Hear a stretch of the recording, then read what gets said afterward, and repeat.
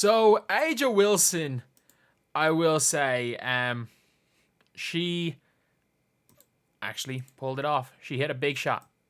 She hit a big shot, and she obviously is top of the MVP race. But man, that interview still annoys me. That interview still really annoys me at the end of the first, and the fact that it's being hyped up, it really annoys me. And if you guys agree, heck, if you guys disagree, it's a basketball channel. If you enjoy just WNBA talk, whether you agree or disagree, subscribe to the channel. We're trying to 28,000 subscribers as soon as possible. But I'm just not during a game. Like, if you want to go nuclear, don't do this when you are 2 of 13 from the field. When you've been blocked 3 times by a rookie in the first quarter. Like, this is... I'll still say this. This is one of the, weakest interviews I've ever seen at the end of a quarter. Like, I'm not a fan of this at all. All right, I'm here with Aja Wilson, and you're pretty fired up right now. What's going through your mind? Everyone has to do their job. From the players to the refs to the coaches, we all have to do our job. And I don't appreciate being looked at and stared at as if you're trying to intimidate me or act like I don't have a voice on this court. So, yes, we are messing up defensively, and it's like we're not engaged, and we need to get engaged, and that's on us. But also, it goes hand in hand, and that's it. And if I get fined for this, I'm terribly sorry, but it's ridiculous. We've been going through this all season, so. Like, she's complaining about the refs. She's complaining about her teammates. Heck, she tweeted out, obviously, today at the end of the game, they won, in a happy, being like, oh, I could have built a house with these bricks. But, she said that after shooting 3 of 13 in the first quarter. I repeat, she shot the ball 13 times. She didn't play all 10 minutes. She shot the ball nearly 2 times per minute in the first quarter. She shot the ball more times than the rest of her team combined. By a lot in that first quarter. And this was in a game where she didn't get better. She shot, what was it? 7 for 20 something? 7 for 28 or something? She shot the ball nearly 30 times. She shot the ball nearly once a minute. And not only that, she has the most favorable whistle in the entire WNBA.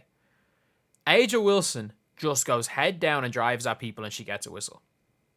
Also, by the sound of it, she was complaining, saying you don't just stare at me. Like, somebody who when she blocks people, screams in people's face. But no, she takes it at former South Carolina player who gets the inbound play and then starts talking to her. And then, this happened, late enough in the first quarter, this play happened? And she just looks there and kind of in shock as someone decided they dared talk to Aja Wilson. They dare trash talk Aja Wilson. And look, Becky Hammon made them pay. In fairness, Aja Wilson did get a huge shot. She won the game for them. But they would have won the game by 25 if Aja Wilson wasn't there. And she was minus 11 in a win. Or was it minus 9 in a win? What was her wrong game? She was minus 9 because she hit the last one. She was minus 11 in a tie game. And again, plus minus means there's context to plus minus. But when the context is when you're not on the floor, the team moves the ball, runs offense, and everyone else looks better. There is context to that. The team functions better. Again, look, she is. I will say this. She is without question, one of the best, arguably the best player in the world.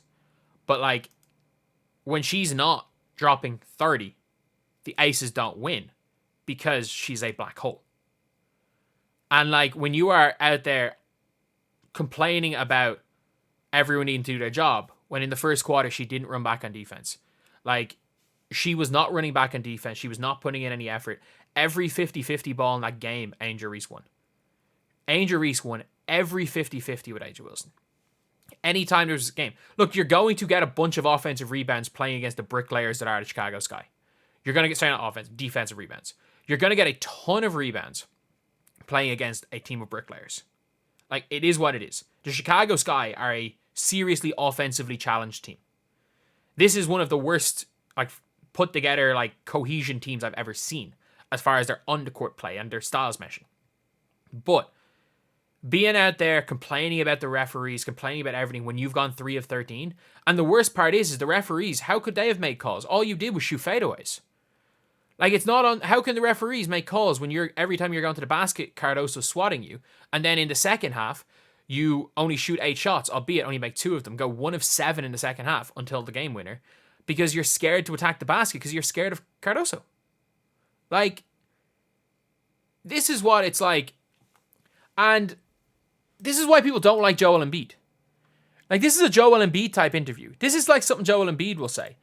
I'm having a bad game, so let's blame everyone. Whether it's blame the refs, blame something else. At the end of the game, when you win, you can laugh and be like, oh, I can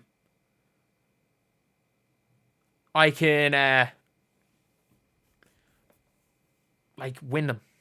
Like, it's just so frustrating. It's so frustrating watching,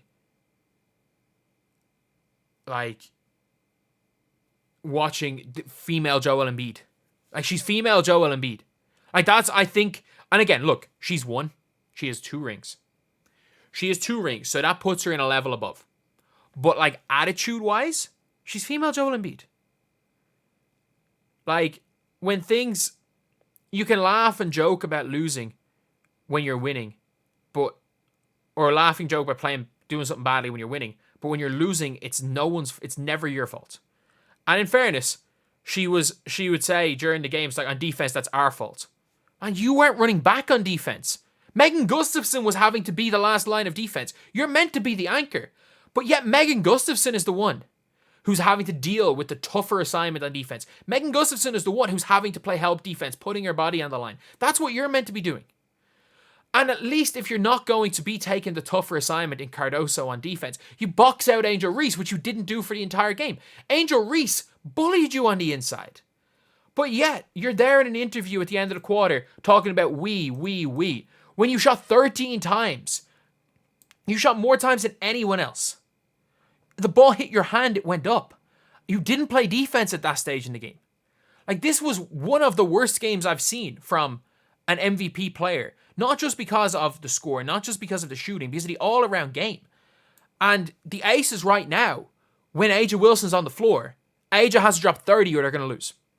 A'ja's going to have the way they're playing right now. And again, when A'ja can flip a switch and be the best player in the world, she's got the all-around game to do it. When A'ja Wilson is on, she's on. But when she is off, like, it wasn't even like in some games where she can have an off day, but she gets to the free throw line. She was scared because Cardoso swatted her too many times. This was an awful game. And just the interview for me was just so frustrating because it gives me Joel Embiid vibes. It gives me Joel Embiid vibes. And you don't want to be you don't want to give someone Joel Embiid vibes because there's a reason people hate the guy.